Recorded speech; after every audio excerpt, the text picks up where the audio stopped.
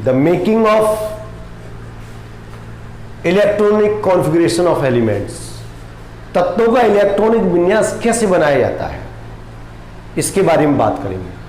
अभी पिछले वीडियो में हम लोगों ने अबाउट प्रिंसिपल्स को स्टडी किया था, उससे पहले पाउलीज कंक्लूजन और एक्सक्लूजन प्रिंसिपल भी पढ़ा हम लोगों ने।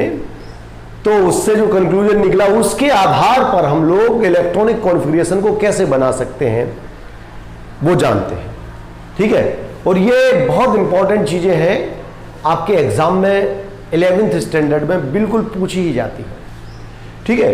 तो पहले तो हम लोगों को किसी एलिमेंट का अगर इलेक्ट्रॉनिक कॉन्फ़िगरेशन बनाना है, इलेक्ट्रॉनिक कॉन्फ़िगरेशन क्या होता है थोड़ा सा हम लोग जान लें कि जैसे कोई ये एटम है, ये कोई एटम है और एटम में वो एक होता है न्यूक्लियस, और न्यूक्लियस के बाहर कई सारे सेल्स होते हैं जिन्हें KLMN कहते हैं, और उन सेल्स के अंदर सब सेल्स होते हैं, ठीक है। तो एटम में कई सारे सेल्स होते हैं, सेल्स के अंदर सब सेल्स होते हैं, सब सेल्स के अंदर ऑर्बिटल्स होते हैं, ऑर्बिटल्स के अंदर इलेक्ट्रॉन्स होते हैं। ये सारी व्यवस्था होती है परमाणु के अंदर की। एक न्यूक्लियस को छोड़ दीजिए, न्यूक्लियस के बाद क्या होते हैं, सेल्स, सेल्स बटे रहते हैं सब सेल्स में, उनके अंदर ऑर्बिटल्स होते हैं और ऑर्बिटल्स में इलेक्ट्रॉन। तो इलेक्ट्रॉनिक कॉन्फ़िगरेशन ये बताता है किस सेल में कितने इलेक्ट्रॉन हैं, सब सेल में कितने इलेक्ट्रॉन हैं और ऑर्बिटल्स में क्या अरेंजमेंट है। ये सारी इंफॉर्मेशन आप लोगों को अबाउट नियम से, अबाउट प्रिंसिपल से हो जाती है। और अबाउट के बारे में तो आप लोग जान ही चुके हैं, पिछले वीडियो में मैंने बहुत डिटेल में बताया था आप लोगों को। वीडियो बड़ा भी हो गया था इस वजह से, लेकिन जानकारी बहुत थी, हर प्रकार की जानकारी उसमें डालने का प्रयास किया जिससे कि बच्चे ज्यादा से ज्यादा सीख सकें। तो यह तरीका होता है, इसको हम लोग इलेक्ट्रॉनिक कॉन्फ़िगरेशन कहते हैं कि एटम में जो व्यवस्था होती है सेल्स, सब सेल, ऑर्बिटल्स की, उनमें इलेक्ट्रॉन्स का डिस्ट्रीब्यूशन किस प्रकार से है, उसी को शो करने की व्यवस्था को इलेक्ट्रॉनिक कॉन्फ़िगरेशन कहते हैं। तो सबसे पहले हम लोग जानते हैं, पहले तो हम लोगों को क्रम मालूम होना चाहिए, जो एनर्जी लेवल्स का क्रम क्या है। सबसे पहले एनर्जी, सबसे कम एनर्जी किसकी होती है, यानी इलेक्ट्रॉन सबसे पहले 1s को फिल करता है। जब 1s फिल हो जाता है, इसके बाद 2s में इलेक्ट्रॉन जाना शुरू होते हैं, और इसमें 1s में 2 इलेक्ट्रॉन चले जाएंगे। जब 2 इलेक्ट्रॉन इस 1s में चले जाएंगे तो फिर इलेक्ट्रॉन अब जाना शुरू हो जाएगा 2s में, और इसमें कितने इलेक्ट्रॉन भर जाएंगे, 2 इलेक्ट्रॉन भर जाएंगे। जब 2s भर जाएगा तो 2p में इलेक्ट्रॉन जाना शुरू होंगे। 2p में कितने इलेक्ट्रॉन जाएंगे, 6 इलेक्ट्रॉन जाएंगे। इसमें कितने इलेक्ट्रॉन जाएंगे, 6 इलेक्ट्रॉन जाएंगे। और जब 2p भर जाएगा तो इसके बाद 3s खुल जाएगा, और 3s में इलेक्ट्रॉन जाना शुरू हो जाएंगे। और हम लोग इतना जानते ही ना, s में 2 इलेक्ट्रॉन, p में 6, d में 10 और f में 14 से ज्यादा इलेक्ट्रॉन नहीं हो सकते, कम तो हो सकते हैं। ये पाउलीज एक्सक्लूजन प्रिंसिपल में यही बात समझाई गई है, उसका जो सेकंड जो कंक्लूजन है वो यही तो है, ठीक है। बिल्कुल सिस्टमैटिकली हम लोग ऐसे इलेक्ट्रॉनिक विन्यास बनाते हैं, सिस्टमैटिकली चलते चले जाते हैं। 1s फिल हो गया तो उससे आगे वाले को फिल करना शुरू कर देते हैं, वो फिल हो गया तो उससे आगे वाले को फिल करना शुरू कर देते हैं। चलिए एक देखते हैं डेमो जरा। हम लोग शुरू करते हैं हाइड्रोजन से। हाइड्रोजन एटॉमिक नंबर 1s1, एक इलेक्ट्रॉन है, 1s1 हो गया। इसके बाद hydrogen, helium, lithium, beryllium, boron, carbon, nitrogen, oxygen, fluorine and neon. Atomic number 1, 2, 3, 4, 5, 6, 7, 8, 9, 10। Electronic configuration is 1s2। अब ये s कंप्लीट फील्ड हो गया, क्योंकि इसके पास एक इलेक्ट्रॉन था, s में एक इलेक्ट्रॉन आ गया, नो प्रॉब्लम, जितना इलेक्ट्रॉन है उतना ही तो बांटेंगे, ठीक है, बिल्कुल एक इलेक्ट्रॉन बांट। और आप तो ऐसे समझिए जैसे आप ये मान के चलें कि आप एक मिल्क वेंडर हैं, मिल्क वेंडर जानते हो ना, दूध बेचने वाले हैं, और आपके पास कई सारे डिब्बे रखे हैं, उनको सबको दूध देना है, मिल्क, और आपने लिख रखा है डिब्बे के ऊपर निशान लगा रखा है, एस जिसके ऊपर लगा है उसमें 2 लीटर दूध डालना है। और जिसके ऊपर पी का स्टिकर लगा हुआ उसके ऊपर उसमें 6 लीटर दूध देना है, और जिसमें डी का स्टिकर लगा हुआ है उसमें 10 लीटर दूध देना है, और जिसमें एफ का स्टिकर लगा हुआ है उसमें 14 लीटर दूध देना है। यानी वो वही फैमिली वाले का बॉक्स है, डिब्बा है। तो हम लोग इस तरीके से जैसे, तो वो क्या कहो सिस्टमैटिकली पहले 1s को इलेक्ट्रॉन मिल्क मिलेगा, 1s फिल हो जाएगा, फिर 2s को देगा, 2s फिल हो जाएगा, 2p को देगा, और p का मतलब 6 लीटर, d का मतलब 10 लीटर, f का मतलब 14 लीटर। ठीक है, बिल्कुल वैसे ही बांटना है। ये मिल्क वेंडर है, इसके पास 2 लीटर मिल्क है, 2 लीटर दूध बांट दिया। ये मिल्क वेंडर ऐसा है जिसके पास 3 लीटर मिल्क है, तो क्या करेगा 2 लीटर तो 1s2 को दे देगा, इसके बाद 2s1। अब यहां 4 इलेक्ट्रॉन है, 1s2 2s2, 2 to 4 हो गया। 5 इलेक्ट्रॉन है, 1s2 2s2, ये s तो भर गया, s को भरने के बाद किसकी बारी आ जाएगी, अब p की बारी आ जाएगी, 2p1। इधर देखिए 1s2 2s2 2p2, 2 4 6 हो गया। नाइट्रोजन के पास 7 इलेक्ट्रॉन है, 1s2 2s2 2p3, ये नाइट्रोजन हो गया।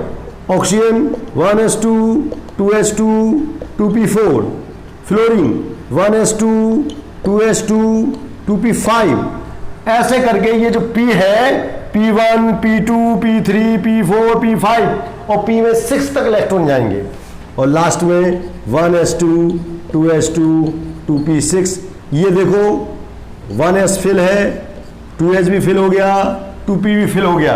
अब 2p के फिल होने के बाद किसकी बारी आती है बेटे, 3s में इलेक्ट्रॉन फिलिंग शुरू हो जाएगी, 2 इलेक्ट्रॉन भरेंगे 3s भी फिल हो जाएगा, इसके बाद 3p की फिलिंग होगी, बिल्कुल सिस्टमैटिकली। और वो ऑर्डर हमने आपको पहले से बता रखा है, 1s 2s 2p 3s 3p 4s dps 4f dps 5f dp, और इसको क्लियर कर लीजिए, वैसे बना के रख लीजिए। उसी सीक्वेंस में इलेक्ट्रॉनिक कॉन्फ़िगरेशन हम लोग बनाते जाते हैं।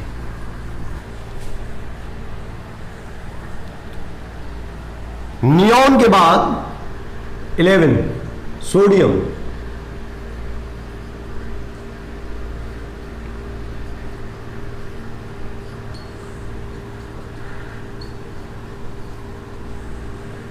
इलेवन 12 13, ये सब के एटॉमिक नंबर लिखे जा रहे हैं, 14 15 16 17 18 19 20।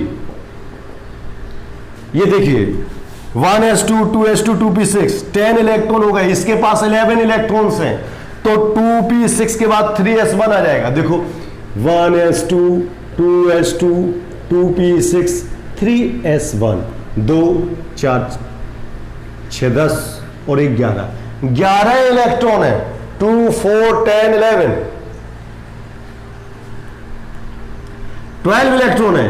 यहां 3s की जगह 3s1 की जगह 3s2 हो जाएगा, 1s2 2s2 2p6 3s2, 1s2 2s2 2p6 3s2 3p1, 1s2 2s2 2p6 3s2 3p2, 1s2 2s2 2p6 3s2 3p3।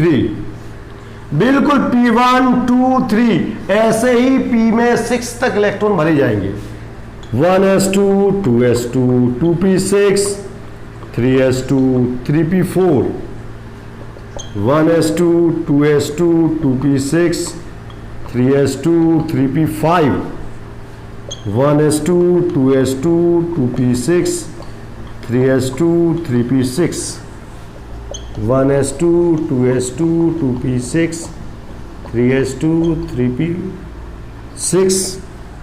अब बारी आ जाती 4s1 की। ऑर्डर आप देखिए, आपने आप बाउ ऑर्डर का जो आप बाउ प्रिंसिपल में जो समझाया गया है कैसे इलेक्ट्रॉनिक कॉन्फ़िगरेशन को बनाते हैं। इलेक्ट्रॉन जो है एनर्जी लेवल्स में जो एंटर करते हैं वो अकॉर्डिंग टू इंक्रीजिंग एनर्जी करते हैं, ऊर्जा के बढ़ते हुए क्रम में। जिसकी एनर्जी कम होती है उसमें इलेक्ट्रॉन पहले भरा जाता है, बाद में एनर्जी जिसकी एनर्जी अधिक है उसमें इलेक्ट्रॉन बना। 1s2 2s2 2p6 3s2 3p6 4s2, ये एटॉमिक नंबर 20 तक का इलेक्ट्रॉनिक कॉन्फ़िगरेशन हो गया। इसके बाद आगे देखते हैं 20 के बाद स्कैंडियम,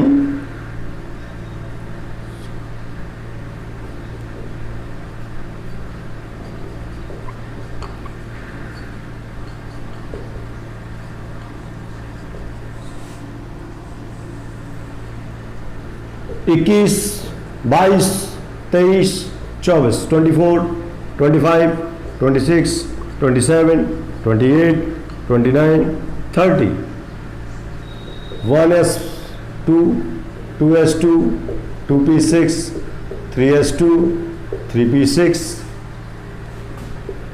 4s2 3d1। देखिए टोटल 21 इलेक्ट्रॉन है, 21 इलेक्ट्रॉन डिस्ट्रीब्यूट करने हैं। 2 2 4 6 10 2 12 6 18 2 20 और 1 21, 21 इलेक्ट्रॉन डिस्ट्रीब्यूट करने हैं।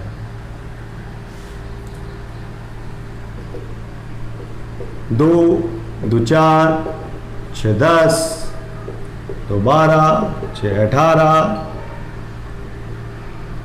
22, 2 2 4 6 10 2 12 6 18 2 20 2 22, 1s2। ऐसे इलेक्ट्रॉन डी में शुरू हो जाएंगे, डी में कहां तक भरे जाएंगे? 10 तक भरे जाएंगे। 2s2 2p6 3s2 3p6 4s2 3d3, 1s2 2s2 2p6 3s2 3p6 4s2 3d4। ये आपबाउ नियम का एक्सेप्शन है, अपवाद है, एक्सेप्शन है। अपवाद क्या होते हैं? जो रूल होते हैं उनको फॉलो नहीं करते हैं, वो अपवाद होते हैं।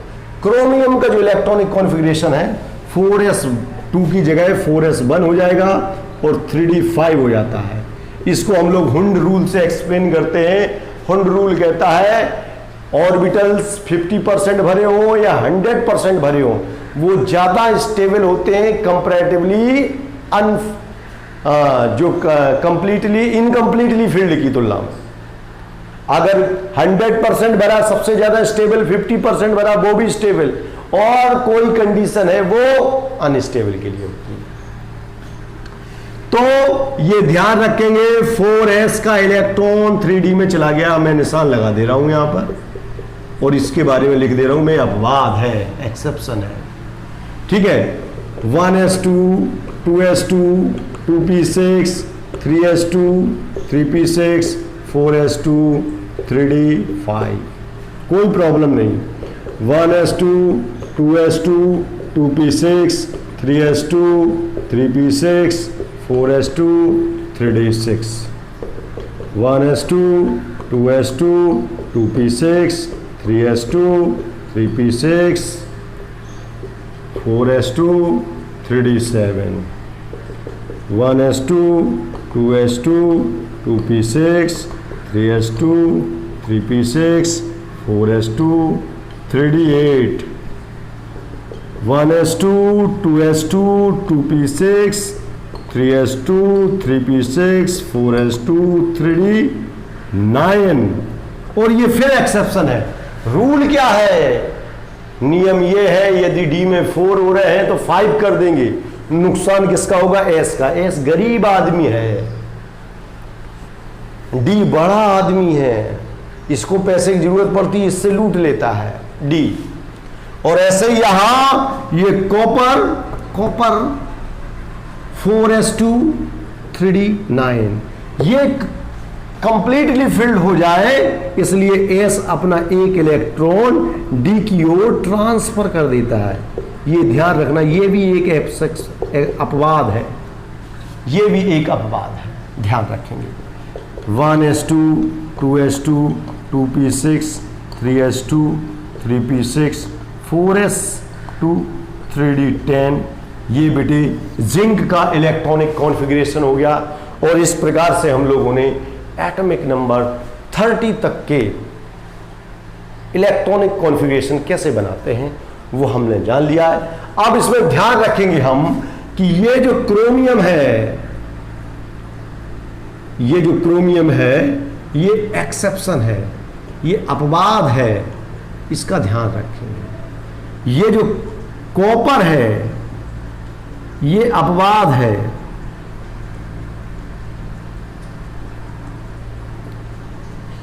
ये कॉपर अपवाद है, ये क्रोमियम अपवाद है, इसका ध्यान रखेंगे।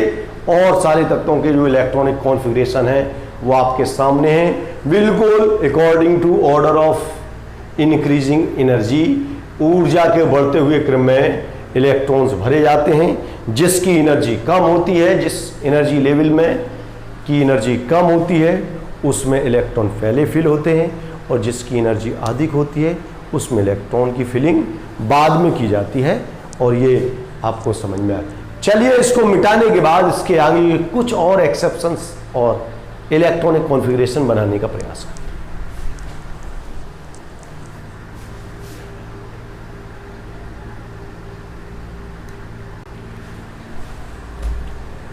तो चलिए यहां हम लोगों ने 30 तक, एटॉमिक नंबर 30 तक इलेक्ट्रॉनिक कॉन्फ़िगरेशन बनाना सीख लिया। इसके बाद के जो इलेक्ट्रॉनिक कॉन्फ़िगरेशन हैं वो देखते हैं।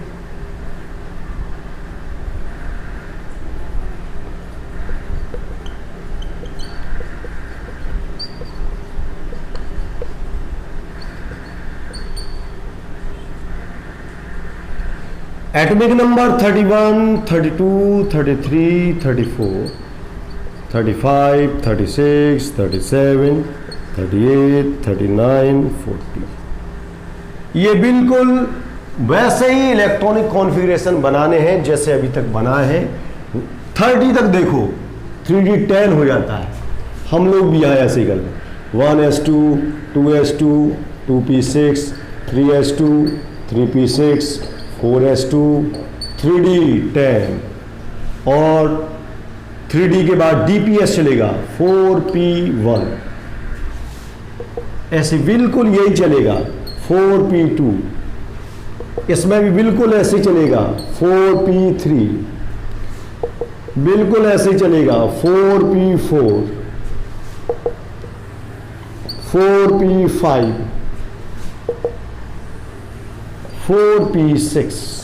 जैसे ही 4p6 हो जाएगा 4p6 के बाद dps 5s आ जाएगा, 4p6 5s1, sr 4p6 5s2, 4p6 5s2, 3d1, ओ सॉरी 3d नहीं 4d, भाई 3d तो यही हो गया, और ये dps हो गया, फिर 4d शुरू हो जाएगा, 4d1, 4p6 5s2, 4d2। बिल्कुल ऐसे ही इलेक्ट्रॉनिक कॉन्फ़िगरेशन बनते चले जाएंगे। आगे जो और सारे एलिमेंट्स हैं उनके भी इलेक्ट्रॉनिक कॉन्फ़िगरेशन इसी प्रकार से हम लोग बना सकते हैं। एटॉमिक नंबर 40 हो गया, इसके बाद 41 मोलिब्डेनम, बिल्कुल ऐसा ही चलेगा।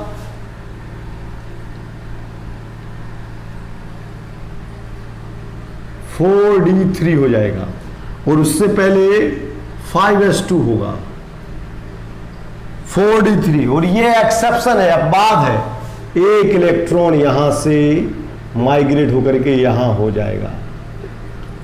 वजह वही है जिससे हम लोग अभी बताए हैं, डी की फिलिंग करानी है, डी में कैसे भी 50% तो कम से कम हो जाए, लेकिन फिर भी नहीं हो रहा, लेकिन ऐसा होता है।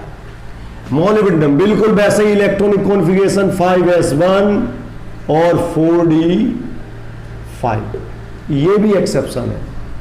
एटॉमिक नंबर 43 टेक्नीशियम, बिल्कुल ऐसा ही 5s2 4d6 4d5।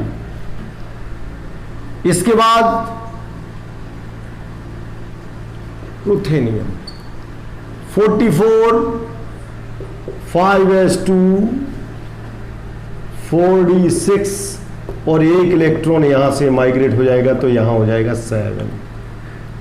ये भी एक्सेप्शन अपवाद है।